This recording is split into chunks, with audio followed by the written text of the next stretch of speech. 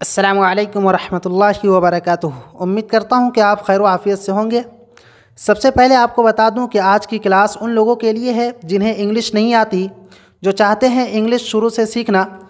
ठीक है, जिसे ABCD भी नहीं आती वहाँ से स्टार्ट करने वाले हैं, और जिन्हें आती है वो स्किप कर सकते हैं, लेकिन जिन्हें बिल्कुल ही इंग्लिश नहीं आती उनके लिए आज बेसिक क्लास है।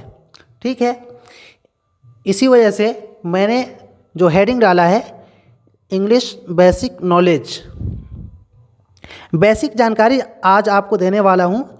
क्या क्या चीज़ें आपको जानना ज़रूरी है, और बहुत सारे कन्फ्यूज़न आपके दूर होने वाले हैं, और बहुत ही अच्छे तरीके से आपको समझाने वाला हूँ। आज का ये जो वीडियो है ये पहला पार्ट है। यहाँ मैंने पार्ट नंबर 1 लिख दिया है, और धीरे धीरे करके आपको ऐसे ही सिखाने वाला हूँ।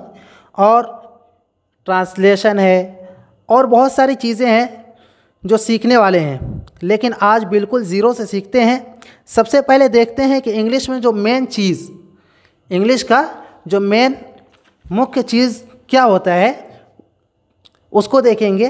वो होता है ABCD Z तक, यही तो है। जिसे हिंदी सीखनी हो तो वो सबसे पहले हिंदी वर्णमाला क्या करता है, A से Z तक उसे आना चाहिए। बिल्कुल वैसे ही इंग्लिश के भी वर्णमाला होती है, जिसे हम क्या कहते हैं, अल्फ़ाबेट्स कहते हैं। इंग्लिश बेसिक नॉलेज ये पार्ट 1 है।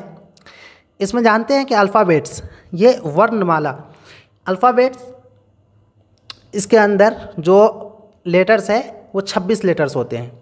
ABCDEFGHIJKLMNOPQRSTUVWXYZ, ये वर्णमाला यानी अल्फ़ाबेट्स है।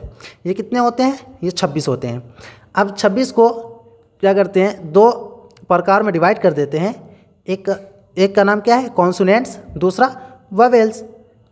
असल में इसकी तलफ़ुज़ क्या है, वावुल है। वोवेल्स कितना है, 5, यहाँ लिख दिया हूँ 5, ये 5 है। AEIOU, ये 5 वोवेल्स है। इसके अलावा जितना है B से Z तक ये पूरा कॉन्सोनेंट्स कहलाता है। वोवेल जैसे हिंदी में स्वर होता है अ, आ, ई, ऊ, अह तक, ये स्वर है हिंदी में, तो वैसे ही इंग्लिश में वोवेल्स कहलाते हैं। और क, ख, ग, घ जो व्यंजन है ज्ञ तक, वैसे ही इंग्लिश में B, C, D, F, G, H, J, K, L, M, N, P, Q, R, S, T, V, W, X, Y, Z, ये 21 व्यंजन है, मतलब कॉन्सोनेंट्स है।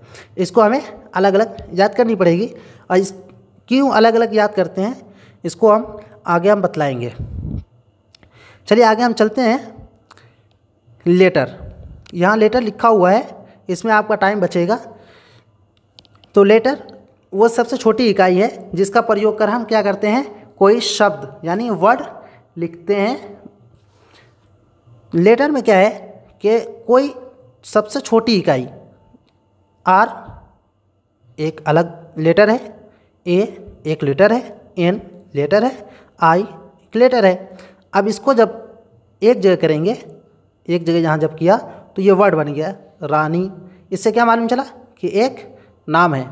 अब लेटर की परिभाषा जो था कि लेटर वो सबसे छोटी इकाई है जिसका प्रयोग कर हम एक कोई क्या करते हैं, शब्द लिखते हैं, वर्ड जो लिखते हैं, और उसका कुछ अर्थ होता है। तो रानी क्या है, एक नाम मालूम चल रहा है कि एक लड़की का ये क्या है, नाम है। और जब वर्ड जब आपस में मिलता है तो उससे क्या है, सेंटेंस बनता है। और सेंटेंस जब मिलता है, सेंटेंस से मिलने से क्या होता है, एक पैराग्राफ बन जाता है। तो यहाँ पे समझने की बात ये है कि लेटर सबसे छोटी इकाई, मतलब लेटर A एक लेटर है, B एक लेटर है, C एक लेटर है, D एक लेटर है। वैसे ही तो A आर है, ए है, एन है, आई है, जो भी वर्ड हो उसमें से अलग अलग जब उस स्पेलिंग करेंगे, अलग अलग कर देंगे तो वो क्या होगा, लेटर कहलाएगा। जैसे उसको एक जगह करेंगे उसका कुछ अर्थ निकलेगा तो वर्ड हो जाएगा, फिर वो उस अब वर्ड को आपस में जब जोड़ेंगे तो वो सेंटेंस कहलाता है। इतनी बात तो आप समझ गए होंगे। आगे चलते हैं। सब्जेक्ट। अब सब्जेक्ट किसे कहते हैं? सब्जेक्ट की परिभाषा ये है कि सब्जेक्ट किसी कार्य को अंजाम देने वाला, किसी कार्य को पूरा करने वाला जो होता है उसे सब्जेक्ट कहा जाता है। जैसे मैं आम खाता हूँ, तो मैं आम खाता हूँ, तो आम को खाने वाला कौन है? मैं। तो मैं क्या यहाँ पे क्या है? सब्जेक्ट है। ठीक है। वैसे ही यू, तो सब्जेक्ट में आई है, you, we, they, he, she, it, singular noun, singular noun, plural noun, ये पूरा सब्जेक्ट है। हेल्पिंग वर्ब समझते हैं।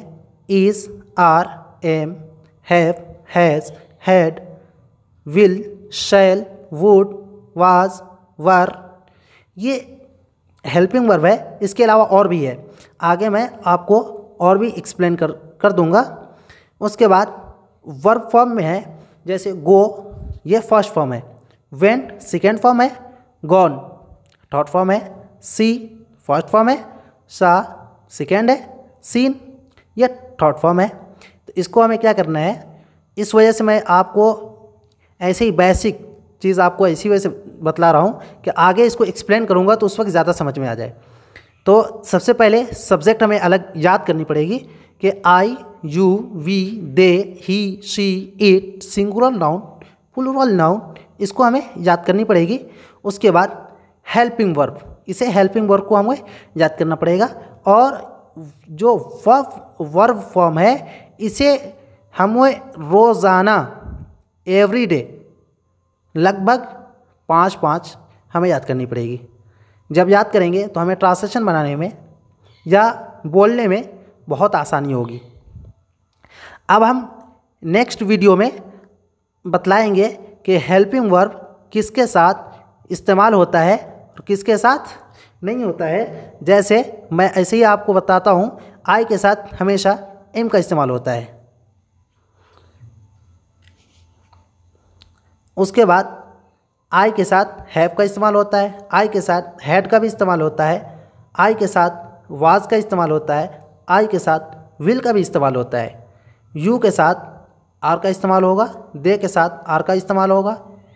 उसके बाद प्लूरल नाउन के साथ आर का इस्तेमाल होगा, ही, शी, इट और सिंगुलर नाउन के साथ इज़ का इस्तेमाल होगा, हैज़ का इस्तेमाल होगा, हैड का इस्तेमाल होगा, विल का इस्तेमाल होगा और वाज का इस्तेमाल होगा। तो ये सारी चीज़ें मैं आपको नेक्स्ट वीडियो में बतला दूंगा। आपको ज़्यादा परेशानी की कोई बात नहीं है, आप ज़्यादा परेशान ना हो। इंशाअल्लाह मैं अगले वीडियो में एक्सप्लेन कर दूंगा, जिसकी वजह से आपको और भी आसानी हो। और जब टेंस पढ़ाएंगे तो इंशाअल्लाह उसमें और भी आसानी के साथ आप समझ लेंगे। अभी ज़्यादा परेशान होने की कोई बात नहीं है। इंशाअल्लाह अगली वीडियो में इंशाअल्लाह कल मिलते हैं। अगर मेरी वीडियो अच्छी लगी हो तो वीडियो को लाइक कर दें, चैनल सब्सक्राइब कर दें। सब्सक्राइब में ऑल बटन को ज़रूर क्लिक करें ताकि मेरी नई वीडियो आप तक सबसे पहले पहुंच सके। अस्सलामु अलैकुम व रहमतुल्लाहि व बरकातुहू।